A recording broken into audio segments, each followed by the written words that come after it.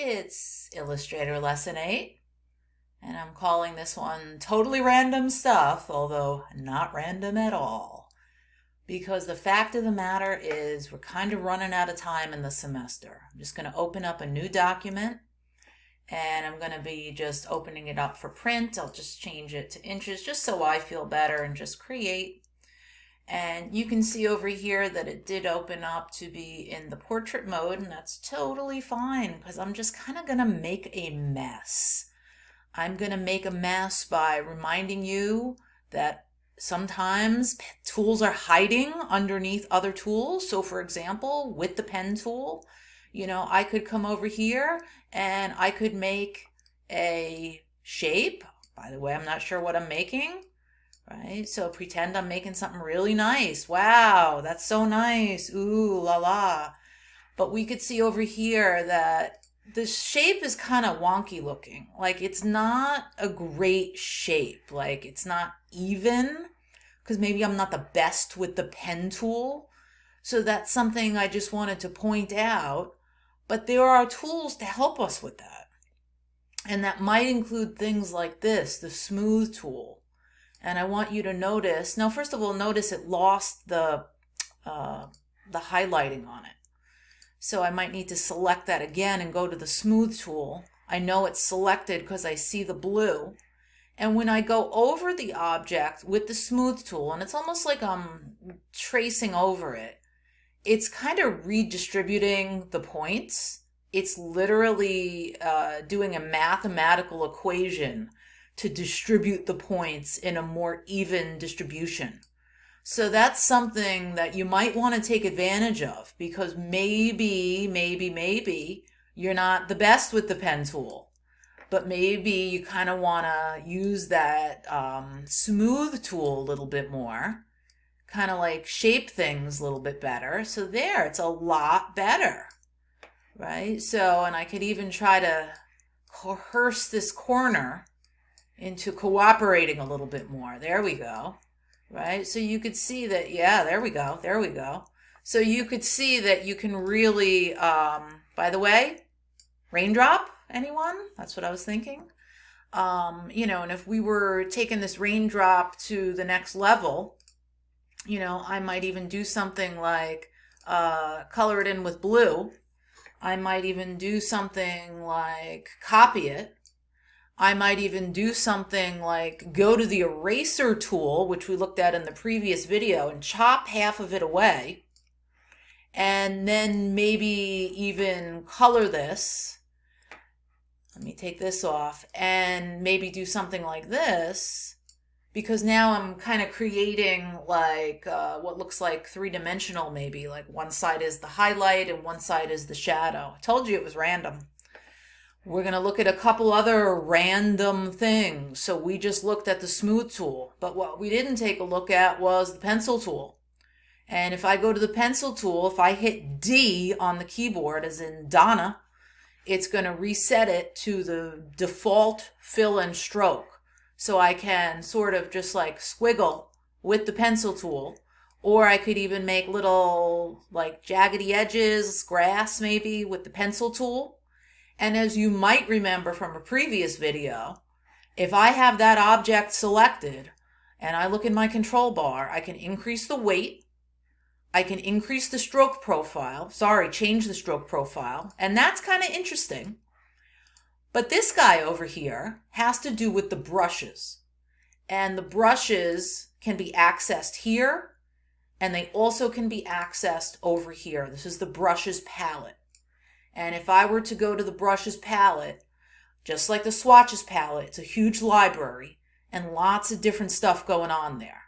So what am I going to do? I'm going to go back to my pencil tool. I'm going to do a little bit different. I'm just going to draw like a line. Really, it's just a scratch. And if I come over here, I can click on that. But more importantly, I can go, for example, to artistic, and I can go to paintbrush. And here I could choose one of the different paintbrushes just to get an interesting effect or look going. So you can see that you can go as far as with things as your imagination will take you. I'm going to get rid of all this stuff. And let's say I were to draw a straight line. I still could apply those brushes, right? But, and I can go through the library to see what else is available. So just like the swatches library, I can go through the library. They even have things like this, like borders, right? Where I could like use some preset borders that are in there. And that's kind of interesting. So just sort of knowing that a lot of this stuff exists within the software, just like with the swatches, that we could go through some of those swatches and sort of look through those things. Well, these things already exist in the software. And you could also use, of course, the the brush tool, right, to do whatever you like. Now, does that make much sense? Maybe not, but maybe it would make more sense if I was doing this kind of thing, right? Or maybe it would make more sense if I was drawing grass to do this kind of thing, right? And maybe I even would increase the stroke weight, right? And I can get some interesting looking things. So I'm just saying anything's possible, right? And that might even look like a tuft of hair. That's a hint for the future, by the way. Tuft of hair, right? Looks kind of like scraggly mane of a horse or something. So just sort of keeping that in mind. See, told you, totally random. And, you know, that also brought us to the paintbrush tool, because just like the pencil tool, you can kind of like free form with stuff. It will pick up whatever attribute is applied here. And if you just want it to be basic, you can hit D on your keyboard as long as the object is selected to reset it to default fill and stroke.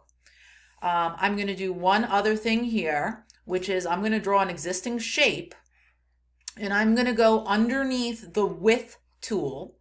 And I am going to point out that there are some I guess they're called distortion tools here. I don't know if that's really what they're called. But for example, like you can do a twirl. So I'm going to go to the corner. And by the way, like this is dictated by where the points are on the object. So we're sort of back to points. If I told you to make Cinderella's, you know, carriage for the ball, and that refers to the story tale, in case you don't know, like maybe you'd like to make something like this. And we just did that very simply. Maybe I would like to draw a shape, and maybe instead of twirling, I'd like to do a pucker.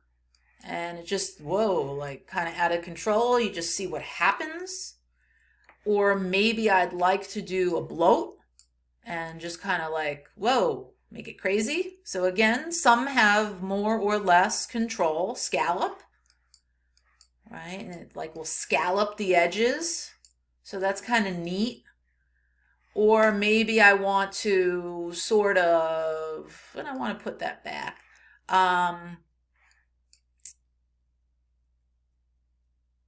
Right? Maybe I also want to try crystallize or wrinkle. And by the way, you always have to have the shape drawn in order to be able to do any of those things. So that's sort of like Batman, you know, style, kind of like explosion of energy or color or something. Wow. Right? So that's kind of fun. So that's also kind of fun stuff. And I also am going to point out that there is another very random thing over here called symbols. And in your symbols library, there are some things there like nature. So, you know, we know that there's a library in swatches. We just talked about a library in the brushes. Now we're talking about a library in the symbols. And I went to nature, so I could come over here, right? And I can hold down the shift key to drag a corner. So you could see that I could quickly kind of assemble a little landscape over here. And maybe I want to even get some trees, and I want to, you know, make the trees there, and I want to get a little, you know, ladybug, get the ladybug in there. So there's all kinds of stuff that's already built into that. So I just wanted to point that out to people. This is a very random lesson, and there's lots of other really random stuff in Illustrator to know. And I think the most important thing is just know you don't need to know everything. So that's my lesson of randomness. Thank you for watching.